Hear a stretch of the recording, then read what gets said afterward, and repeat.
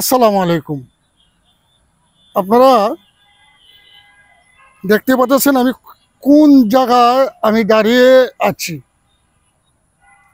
ওই যে এখানে ওই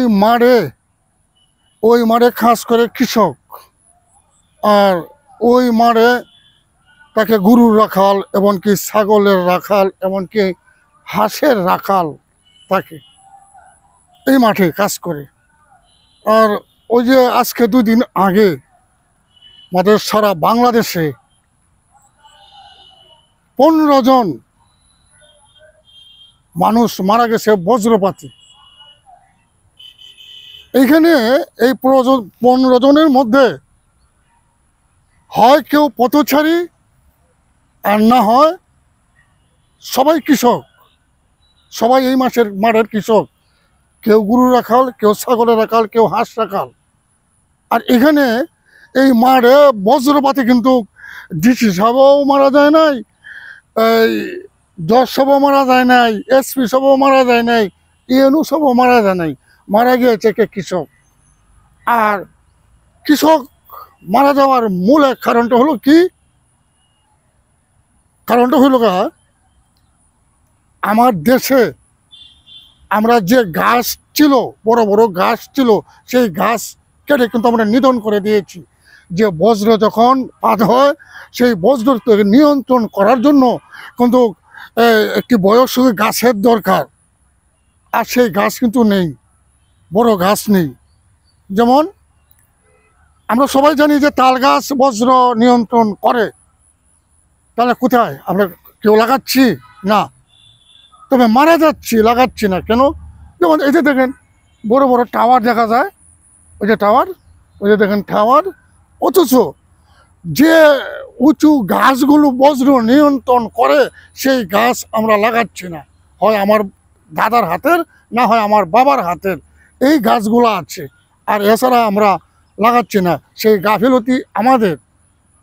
বিশেষ করে যেমন তাল গাছ বজ্র নিয়ন্ত্রণ করে, এমনকি পাশাপাশি আমাদেরকে ফল দেয়, অক্সিজেন দিচ্ছে, এমনকি এই জমিনের ভারসাম্যতা রক্ষা করার ভূমিকা রাখছে।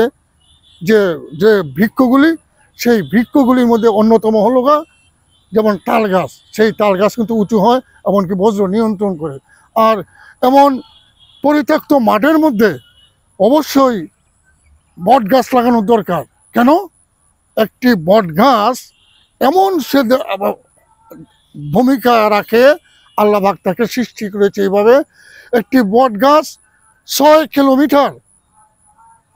কিলোমিটার চতুর্দিকে সে কিন্তু অক্সিজেন দিতে সাহায্য করে, খুব আপনার ব্যাপক অক্সিজেন দেয়। তাই আমি সবাইকে অনুরোধ করে বলবো, যেমন আমাদের যে জেলা প্রশাসক যিনি আছেন, এমনকি জেলার অন্য অন্য যারা দায়িত্বে আছেন, আপনারা এইটা একটু মাথায় রাখবেন। কৃষক বাঁচলে আমি বাঁচব।